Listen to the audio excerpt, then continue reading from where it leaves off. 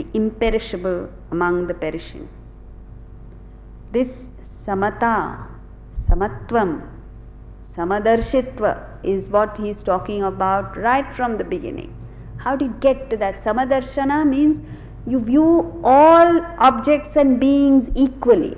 This is a natural outcome of your focus on Atman. Just as an electrical engineer's focus is on electricity, therefore he is not carried away by the expressions.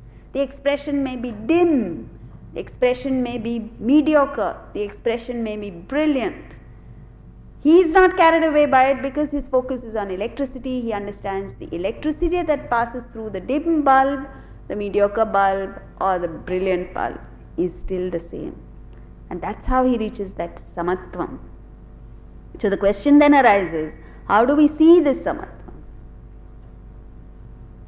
For which what we need to understand is that every living being is a result of what we call as nurture and nature.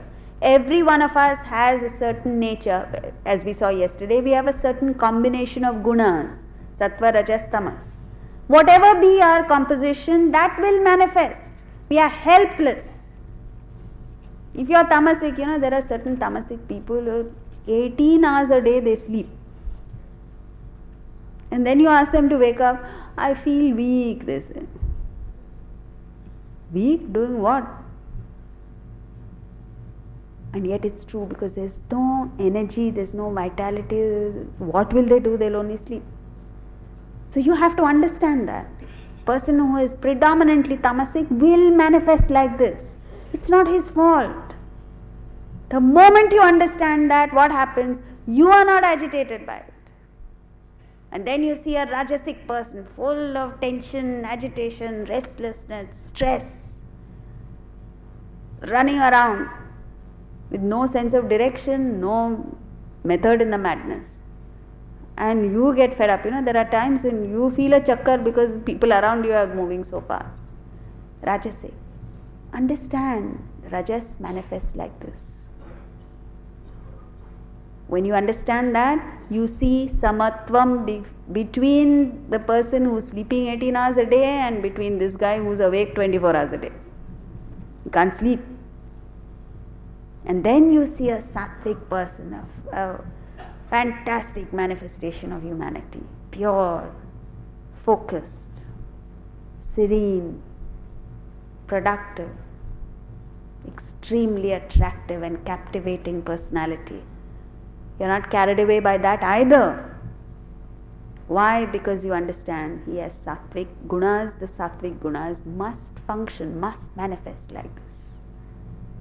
So that is nature. And then it depends on the exposure that you have. A person who is exposed to fine values, fine principles, fine upbringing he has, becomes a refined individual. Nurture. Another person who doesn't have that upbringing, who's brought up in not a very nice way, becomes an unrefined person. He doesn't have any manners, no basic etiquette, nothing. And that puts you off. But if you understand that if I were brought up in the same way that he's been brought up, I would be equally disgusting. So this, when you understand that everybody is a combination of nurture and nature, you are not affected by it. You reach this samadarshana, samata, samam. The second is, we are seeing different ways of getting to that samam.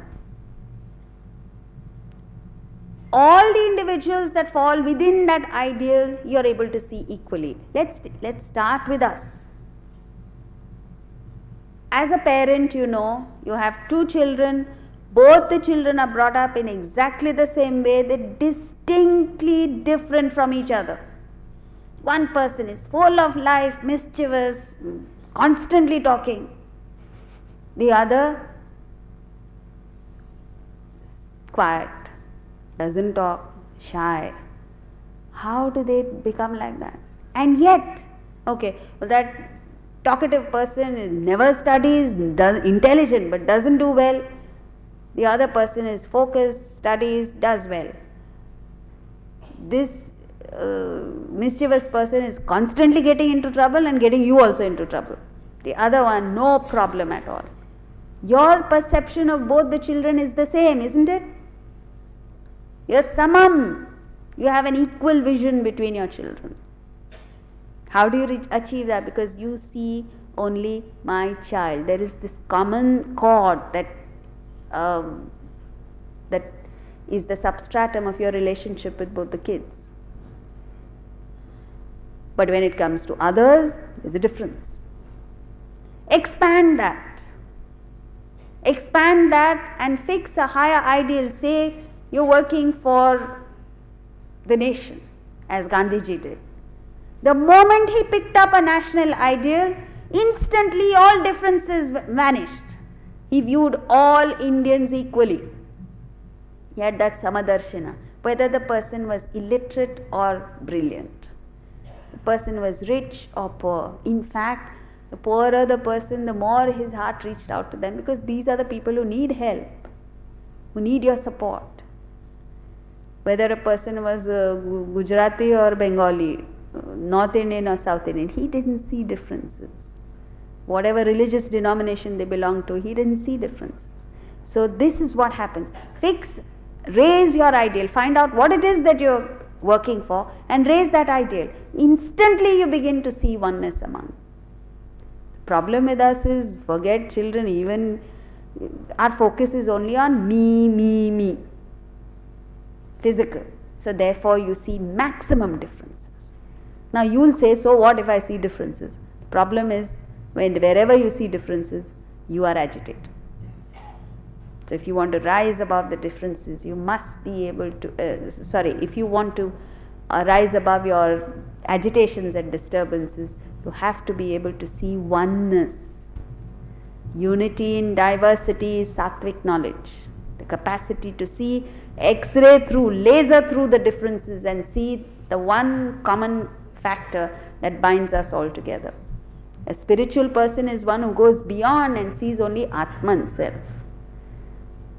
Then it doesn't matter who you are or what you're doing or what your background is. He's established in that samam. Samam sarveshu bhuteshu tishthantam parameshwaram. He sees the Parameshwara in all beings. And whoever he sees, whether it's a criminal or a terrorist or a saint, he still revels in the thought of Atman. 29, one last verse we'll take. Samam pashyan hi sarvatra samavasthitam ishwaram nahi nastyatmanatmanam tato yati param gatim. One who sees the Lord simultaneously present equally everywhere does not harm the self by the self. One then attains the highest goal. So, having seen that oneness which he speaks of in the earlier verse, what does he do?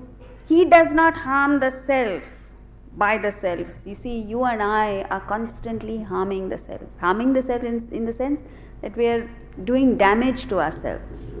How are we doing damage? You and I, being a combination of matter and spirit, we are constantly focusing on matter alone. Getting involved in matter, getting entangled in the gunas. And then you get into a situation where you can't extricate yourself from that. You're totally bound, you're affected. And this is the state that all of us are in. And the more you get entangled in it, the more distant Atman becomes. So, how do you get out of this? Change the focus of your attention to the spirit at any time, however bad the situation is. You change the focus to something beyond that situation. There is relief. Otherwise, there's constant suffering. So, one who sees the Lord simultaneously present equally everywhere. You know, this concept of seeing through the differences and focusing on the unity is there even in science. they talk about a genetic unity among all species. If you go down to the genes, you find there's very little difference between an earthworm's genes and a human genes. How? One gene becomes an earthworm and the other gene gets you to a human being, they themselves don't know. The differences are minimal. So even science points to that unity. But Vedanta takes it much further. You get to this, if you're able to focus on the self, you begin to see this unity, and then you do not harm the self by the self. You gradually keep moving upward till you attain the state of self-realization, which is the highest goal. With this we end for today.